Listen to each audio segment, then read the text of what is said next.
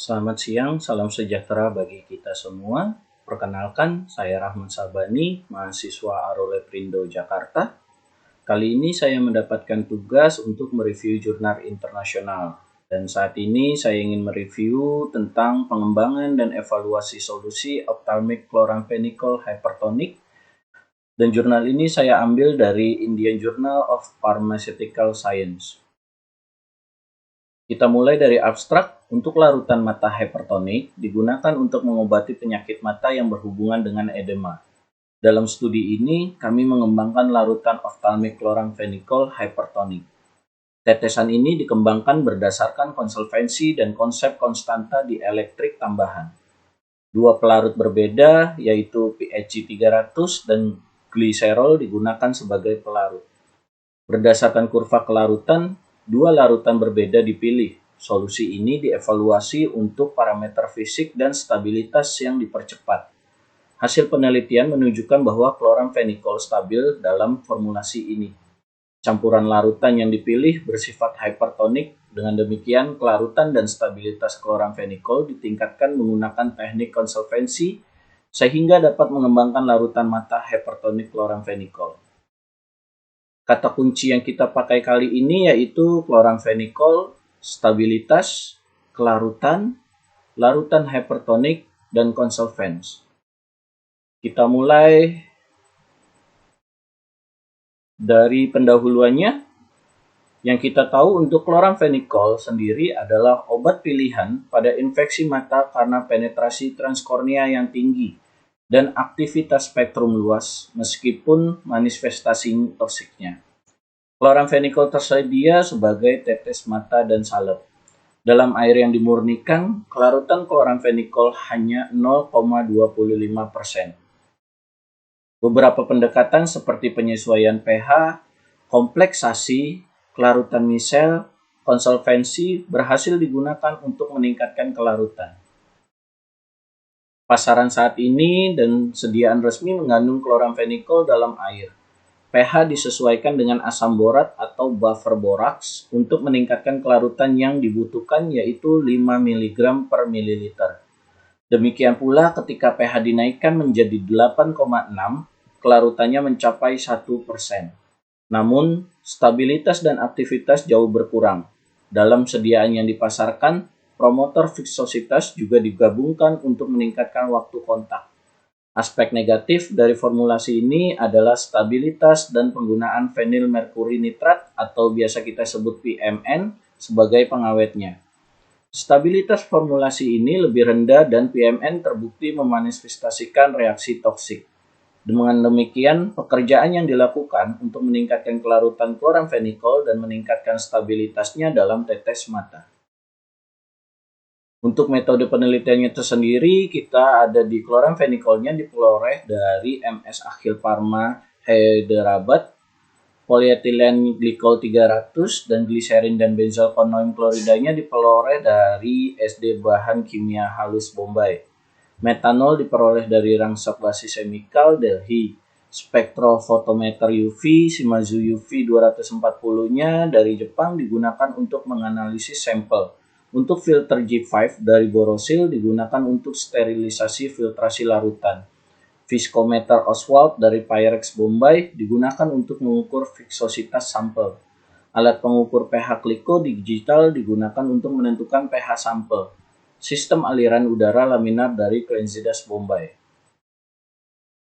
Dan mengenai stabilitas formulasinya, dua formulasi steril dilakukan pemanasan 100 derajat selama 30 menit dan autoclave 20 menit pada 15 pisik. Botol juga disimpan dalam kondisi uji stabilitas dipercepat antara 37 derajat, 45 derajat, dan 55 derajat. Dan berbagai parameter kimia dan fisik diamati selama 5 minggu. Untuk produksi pasar juga disimpan untuk studi stabilitas yang dipercepat untuk membuat penilaian komparatif. Dan untuk hasil yang kita dapatkan yaitu dua kurva kelarutan yang berbeda, seperti dari kurva kelarutan, dua campuran yang berbeda dipilih untuk memasukkan 4 mg per mililiter dan 5 mg per mililiter obat dalam campuran dalam bentuk terlarut. Kelarutan kloramfenikol pada 5 derajat dalam campuran 10/2/88 atau formulasi MVA1 ditentukan yaitu poin A kelarutannya sama dengan 6,6 mg per mililiter. Untuk titik A-nya log kelarutannya sama dengan 0,826 sama dengan kelarutan sama dengan 6,7 mg per mililiter. Untuk ADC campurannya sama dengan 65.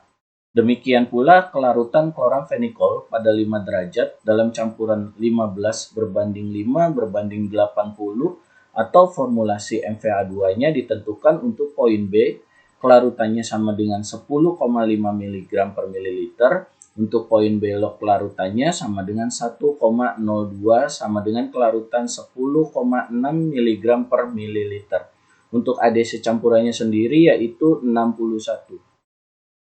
Jadi campuran yang dipilih sedemikian rupa sehingga kapasitas penahannya 167,5% lebih banyak dalam formulasi MVA1 yaitu dengan tetesan 4 mg per mililiter obat dan 212% lebih banyak dalam formulasi MVA2 yang dengan tetesan obat 5 mg per mililiter.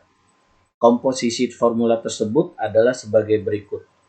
Formulasi MVA1 yaitu kloramfenikolnya 0,4%, pHg 300-nya 15%, gliserolnya 2,5%, benzalkonium kloridanya 0,02%, disodium etanya 0,0001% dengan aqueoidesnya hingga 100%.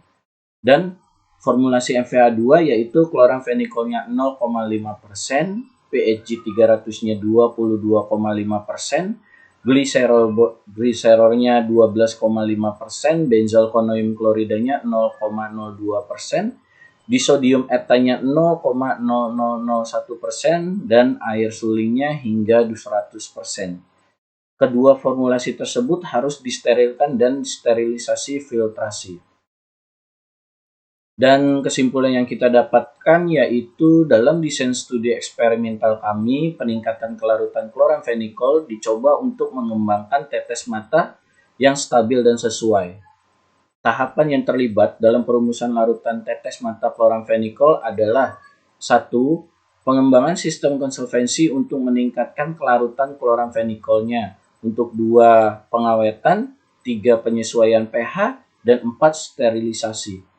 Stabilitas dua formulasi MVA1 dan MVA2 lebih besar dari sampel komersial.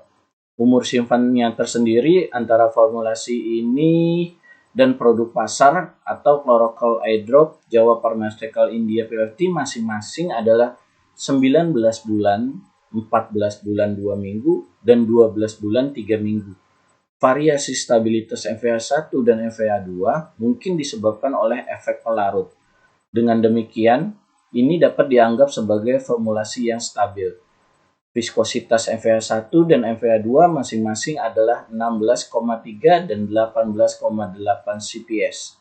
Dalam rentang viskositas ini, waktu kontak obat dapat ditingkatkan degradasi obat dan diproses autoklav masing-masing adalah 8% dan 9% formulasi MVA1 dan MVA2. Sterilisasi filtrasi menggunakan filter G5 digunakan untuk mensteriliskan formulasi.